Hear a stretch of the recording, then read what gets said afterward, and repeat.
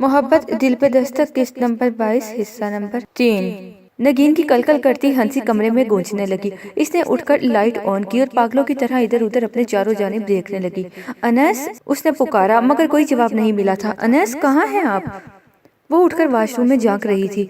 पास सोई जोहा की नींद यूं तो बहुत गजब की थी, मगर नगीन के पास सोते हुए लाशऊरी से इसकी आंख अमूमन खुल जाया करती थी कि इसकी नींद वैसे ही कम हो गई थी। क्या हुआ? इसकी नींद उड़ गई। तेजी से उठकर नगीन की तरफ बढ़ी। अनस कहाँ है? वो मतवत अंदाज में पूछने लगी तो जोहा गड़बड़ा गई। तुम सोई नहीं? बात पलटना चाहिए मगर वो अपने हवास में नहीं थी। मुझे बताओ जोई, अनस कहाँ गए हैं? अभी तो थे यहाँ मेरे पास। अस्सलामुअलैकुम सामईन और नाज़रीन, इन्फो विद अनम में आपको खुश आमदीद कहती हूँ। मज़ीद नावल सुनने के लिए, ख्वाब की ताबीर जानने के लिए और बहुत सारी दूसरी मालूमात के लिए चैनल को सब्सक्राइब करके बेल आइकन को दबा दीजिए ताकि आप कोई भी वीडियो हमारी सबसे पहले हासिल कर सकें। वो चलती चलती अपने बेड के पास आई। यहाँ तो मैं सोई थी, जोहा ने उसे बहलाना चाहा। तुम तो इस तरफ थी, ये साइड अनस की है। यहाँ मैं किसी को बैठने नहीं देती। यहाँ अनस बैठे थे, अभी हम बातें कर रहे थे। वो बस हुई तो जोहा घबराने लगी। नगीन की तबीयत का कुछ पता नहीं चलता था, इसीलिए वो इसके पास सोने से खौफ थी, मगर ताई जान के स्टार पर वो इनकार नहीं कर पाई थी। बात सुनो नगीन, बहुत रात हो गई है, 3 बज रहे हैं, अभी सो जाओ, सुबह बात करेंगे। जोहा ने इसका हाथ थामते हुए प्यार से कहा तो वो इसे देखने लगी। सुबह क्या होगा जोई? वो वापिस आ जाएंगे क्या? इसकी आंखों में आंसू भर आए। आवाज में इस कदर बेबसी बेचारगी भरी थी कि जोआ बेख्तियार रोने लगी। वो अब कभी नहीं आएंगे जोई, हालांकि वो कहते थे कि मैं तुम्हें छोड़कर कभी भी नहीं जाऊंगा। बहुत शिकायत है मुझे तुम्हारे भाई से, झूठे वादे लारे लगाकर खुद कहीं छुप गए हैं। मेरी बेताबी को देखकर खुश हो रहे होंगे। वो एक बार आए जोई, मैं इन्हें बताऊंगी कि मैं इनसे कितनी मोहब्बत करती हूँ। मैं इन्हें बताऊंगी कि मैं इनकी जुदाई के बाद कितनी टूट गई हूँ। बड़ी दुनिया है मगर इनसे ज्यादा अपना मुझे कोई नहीं लगता। मैं इन्हें वो सब बता दूंगी जो वो सुनना चाहते हैं। बस एक बार खुदा उन्हें मुझे वापस लौटा दे, बस एक बार। वो ज़ारो कतार रोने लगी थी। जोहा ने खुद पर बामुश्किल काबू पाते हुए इसे गले से लगा लिया और थपकने लगी। सब्र करो नगीन, सब्र नहीं होता जोई, कसम से नहीं होता। वो मछली थी, जब खुदा ने उन्हें मुझसे छीन ही लेना था तो मुझे इतना मोहब्बत करने वाला शख्स दिया ही क्यों? मेरे दिल में इनकी मोहब्बत बसाई ही क्यों? ऐ खुदा, मैं मर क्यों नहीं जाती? ना करो नगीन, बस चुप हो जाओ, खुदा की यही मर्जी थी। और जोहा ने बेबसी से कहना चाहा तो वो उसे झटकर पीछे हट गई। ये तिफल तसलियां मत दो मुझे। सबर सबर सबर कहना बहुत आसान होता है जोई, मगर इस पर चलना पुलिस रात तय करने के मुतरातिफ है। जरा मेरे दिल से पूछो, मुझे अपने और अनस के बच्चे का ख्याल ना होता तो मैं अब तक अपनी जिंदगी खत्म कर लेती। मुझे जीना अच्छा नहीं लगता। मैं किस कदर बेबस हूँ अनस, आपको छू नहीं सकती, आपको महसूस नहीं कर सकती।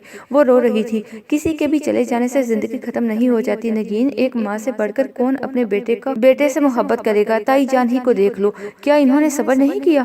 वो इस पुल से रात पर से नहीं गुजरी।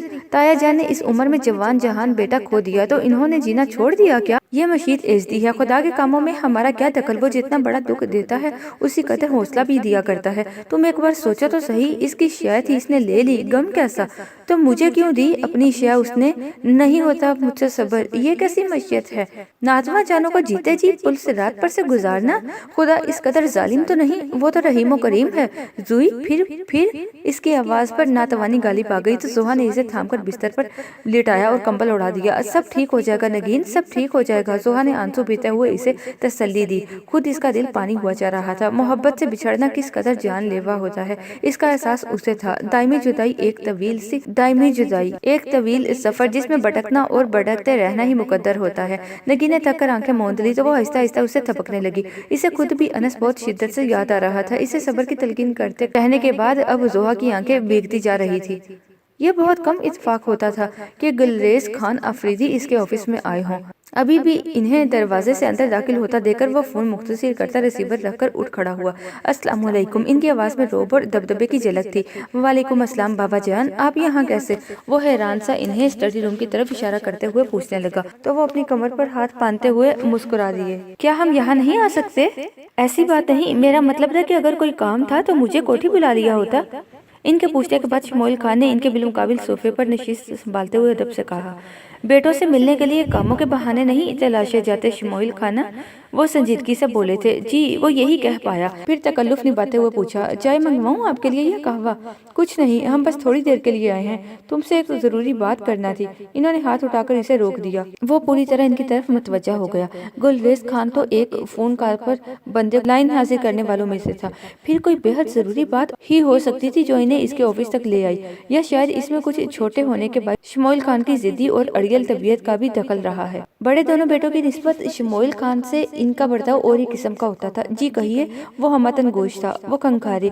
फिर लम्हा भर तौक़ुफ़ के बाद बोले, देखो शमोइल खान, तुम हमारे बहुत लाडले बेटे हो। प्यार तो तुम्हारी बीबी जान और हम दूसरे दोनों से भी बहुत करते हैं, मगर तुम्हारी बात इनसे अलग है और तुम भी बहुत अच्छी तरह जानते हो। इन्होंने तमहीदी अंदाज अपनाया तो शमोइल के साफ अलर्ट होने लगे। वो सीधे स्वभाव अपना इरादा बताने वालों में से था, मगर जब कभी इन्हें शमोइल से कुछ मनवाना होता तब वो यही अंदाज अपनाते थे। आप खुल के बात करें बाबा जान, वो अपनी उलझन दबाते हुए बज़ाहिर इत्मीनान से बोला तो इन्होंने हंकारा भरा। फिर गोया हुए, बलवशे हमें बहुत अजीज है शमोइल खाना। मैं जानता हूँ बाबा जान। इनके रुकने पर शमोइल खाना को मजबूरन कहना पड़ा, वरना इस मौजू ने हमेशा इसे निराश ही किया था। तो फिर तुम ये भी जानते हो कि इसकी छोटी सी तकलीफ भी हमें बहुत तकलीफ देती है, इन्होंने कहा तो वो अंदर ही अंदर करने लगा। यह तो सरासर गलत बयानी ही थी। जहाँ बाबा जान को अपनी पगड़ी नीचे होने का खदशा होता, वहीं वो बात जज्बात पर ले जाते थे, मगर अब की बार वो खामोश ही रहा। परसों मार्केट में तुम्हारे साथ लड़की कौन थी? इनका सवाल इस कदर गैर मतवक्का और अचानक था कि वो गड़बड़ाकर पहले तो फक्त इनका मुंह देखे गया। इन्होंने दोबारा कहा, परसों हमने किसी लड़की को तुम्हारे साथ देखा है शमोइल खान। इनका अंदाज बारोब और बेलचक था, जैसे वो अपने मुख्तसर से सवाल के जवाब में मुकम्मल कहानी सुनने का इरादा किए हों। तो क्या मैं समझूं कि मेरी CID की जा रही है? शमोइल का दिमाग तपा। वो भी तो इन ही का खून था, ठंडा रहता तो ठीक, वगरना शदीद उबाल आता था। यही समझ लो, मगर इससे पहले मेरे सवाल का जवाब दो। वो लड़की कौन है? वो मुतमिन थे। वो इसी लबो लहजे में बोले तो वो उठ खड़ा हुआ। क्या मेरा कुछ भी पर्सनल नहीं हो सकता? क्यों नहीं हो सकता? वो फिलफोर बोले, फिर तेवरी चढ़ाते हुए जैसे उसे वार्न किया, मगर पलवशे की जो तुम्हारी जिंदगी में जगह है वो अपने जहन में रखना। बाबा जान, जो मेरे साथ हो गया वो ही मेरे लिए बहुत बड़ी सजा है। अब कम अज कम मेरी बाकी जिंदगी को तो आसान रहने दे। वो तलक होने लगा तो इन्होंने बेनियाजी का मुजाहरा किया। तो हम कब मना कर रहे हैं तुम्हें? मुकम्मल आज़ादी है तुम्हारे पास, खाओ खेलो, मगर अपनी हदूदों को यूद अपनी जिम्मेदारी याद रखो। हाँ, मुकम्मल आज़ादी और हद? वो इस तजाइये से हंसा। बहुत खूबसूरती से आपने दो मुतजाद को कंबाइन किया है। तुम जो भी कहो शमोइल खाना, मगर हम बात करते हैं सीधी और खड़ी। वो लड़की जो भी लगती हो तुम्हारी, मगर वो पलवशे की जगह नहीं ले सकती, इन्होंने अटल अंदाज में कहा। वो बहुत मुतमिन अंदाज में सोफे पर टेक लगाए गोया एक लंबी नशिस्त के लिए बैठ रहे थे। ये शमोइल के साह पर एक और बड़ा हमला था। वो यकीनन इसके हमरा या अफरीदी को घूमते देख चुके थे। आपने जो करना था कर लिया बाबा जान, और आपको याद होगा कि आपने मुझे बाकी की जिंदगी अपनी मर्जी से गुजारने की आज़ादी दी थी। वो बड़े तहम्मुल का मुजाहरा कर रहा था, मगर अंदर दहकती आग भड़कने को बेताब हो रही थी। तो हम कब मुकरे हैं अपनी बात से? अपने कहे से हटना कबीले के सरदारों की रवायत नहीं है। शमोइल खाना, तुम अपनी जिंदगी अपनी मर्जी और अपने तौर तरीकों से गुजार दो। तुम्हें मुकम्मल आज़ादी है। वो जाने क्या तय किए हुए थे। इसने बामुश्किल अपना तैश जब्त किया। तो फिर मैं याले अफरीदी से शादी करना चाहता हूँ। इसने बिना सोचे समझे इन्हें हराने की चाल चली थी। वो इनके मोहरे को पीटना चाह रहा था, इनके चर्राग पा होने का इंतजार कर रहा था, मगर वो उठकर इसके मुकाबिल आए तो खिलाफे तवक्का हल्की सी मुस्कुराहट इनके लबों पर जगमगा रही थी। तो करो, कौन रोकता है तुम्हें? शादी करो, उसे शहर की कोठी में रखो, ऐश कराओ। इन्होंने दोस्ताना अंदाज में कहा तो वो सख्ते के आलम में इन्हें देखने लगा। कदरे तौक़ुफ़ के बाद वो इसके दोनों शानों पर हाथ रखते हुए नरमी से बोले, बदले में मैं तुमसे फक्त पलवशे के लिए कुछ तहफ़्फ़ुज़ात चाहता हूँ और बस। वो गंग खड़ा था। कब कर रहे हो शादी?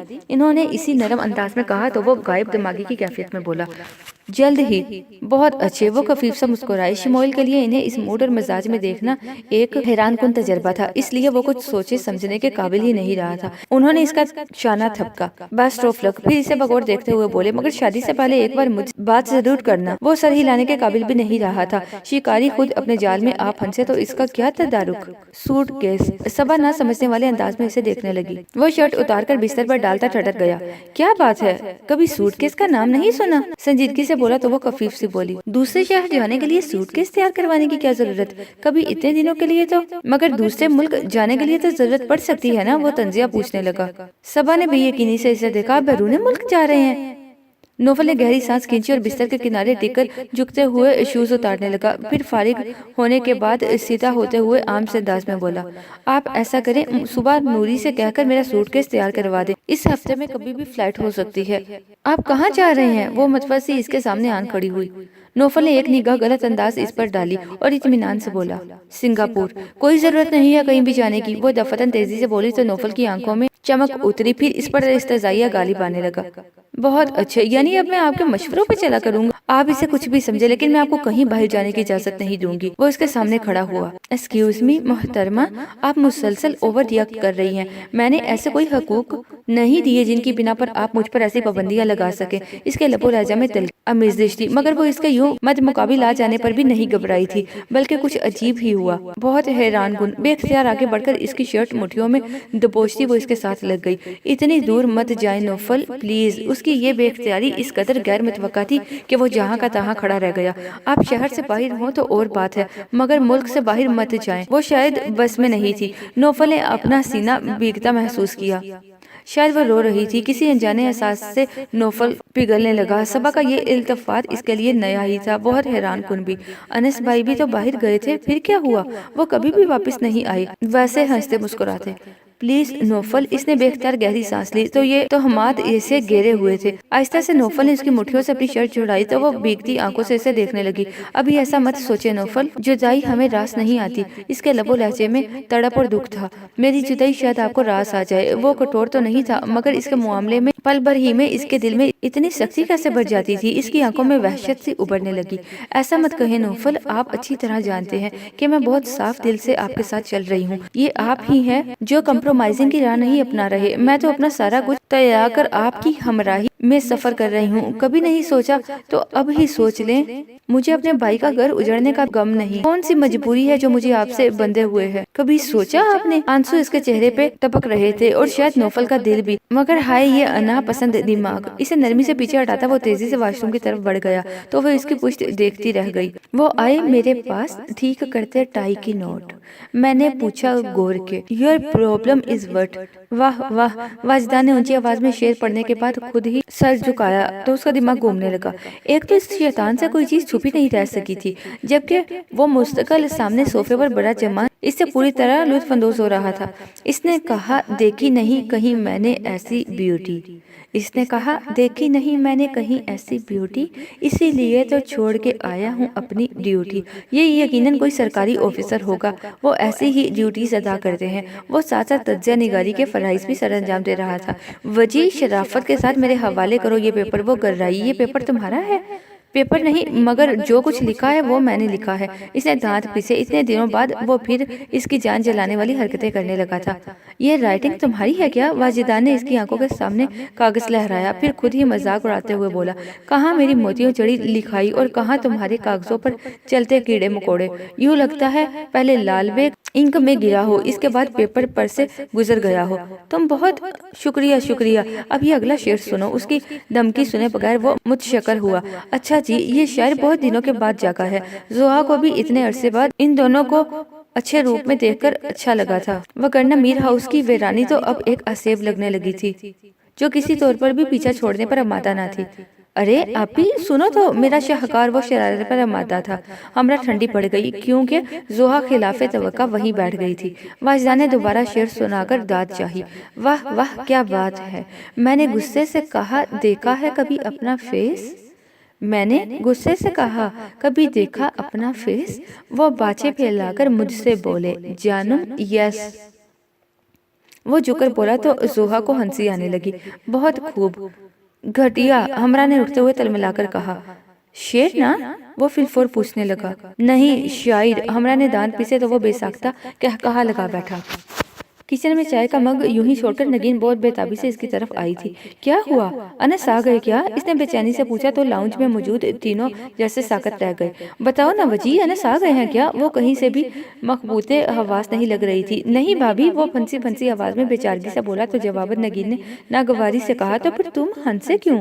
वो ना समझी किसी कैफियत में नगीन को देखने लगा। तुम चाय बना रही थी नगी? اس کا کیا ہوا؟ زوہا نے ماحول پر چھائی کشیدگی دور کرنا چاہی۔ اس کی ذہنی روح ایک ہی سمت چل پڑی تھی۔ اس سے پوچھا، زوئی یہ کیوں ہنس رہا تھا؟ انس تو نہیں آئی لوٹ کر، یہ پھر بھی خوش ہو رہا ہے اور ہنس رہا ہے۔ میں تو نہیں ہنستی، کوئی بھی نہیں ہنستا، پھر اسے کیوں ہنسی آ رہی ہے؟ یہ ان کے جانے پر بھی خوش ہے؟ وہ ناراضگی سے پوچھ رہی تھی۔ جوانی کی سرحد کو چھوتا وجدان اس کی ذہنی اور جذباتی کیفیت دیکھ کر بامشکل اپنے آنسو کنٹرول کر پایا تھا۔ کاغذ ہمراہ کی طرف پھینکتا وہ تیزی سے باہر نکل گیا۔ میں نے کچھ غلط تو نہیں کہا نا؟ وہ زوہا کی طرف پلٹی۔ جب تک انس نہیں آ جاتے کوئی بھی نہیں ہنسے گا، کوئی بھی خوش نہیں ہوگا، وہ اطمینان سے کہہ رہی تھی۔ زوہا نے بے بسی سے اندر آتے عماد کو دیکھا جو گنگ کھڑا اس کی گفتگو سن رہا تھا۔ بظاہر دیکھنے پر وہ بالکل حواس میں دکھائی دیتی تھی، مگر اس کی باتیں عقل و شعور سے پرے تھی۔ مجھے دیکھو، میں آخری بار پتہ ہے کب خوش ہوئی تھی؟ وہ یاد کراتے ہوئے زوہا کو کہنے لگی، 2.5 ماہ ہو گئے ہیں جب انس جا رہے تھے تب، ہاں شاید تب ہم نے بہت سی باتیں کی، بہت سا ہنسے، لیکن اب دیکھو انس نہیں لوٹے تو کیا میں ہنسی ہوں؟ نہیں نا؟ تو پھر یہ کیوں خوش ہوتے ہیں؟ مجھے بالکل بھی اچھا نہیں لگتا۔ لیکن یہ تو کوئی اچھی بات نہیں ہے۔ عماد نے خود کو کمپوز کرتے ہوئے اندر آ کر اپنی رائے دی تو وہ چونک گئی، پھر ناگواری سے بولی، اس میں ایسی بری بات کون سی ہے؟ تو ہنسنا یا خوش ہونا چھوڑ دینا کہاں کی عقل مندی ہے؟ عماد نے جواباً کہا تو وہ چبا کر بولی، محبت کی نشانی تو ہے نا؟ مگر محبت تو ہنستا اور خوش رہنا سکھاتی ہے۔ وہ در پردہ اسے سمجھانے اور بہلانے کی کوشش میں تھا۔ اس کے بعد کیا ہوا جاننے کے لیے دیکھتے رہیے محبت دل پہ دستک قسط نمبر 23 حصہ نمبر 1۔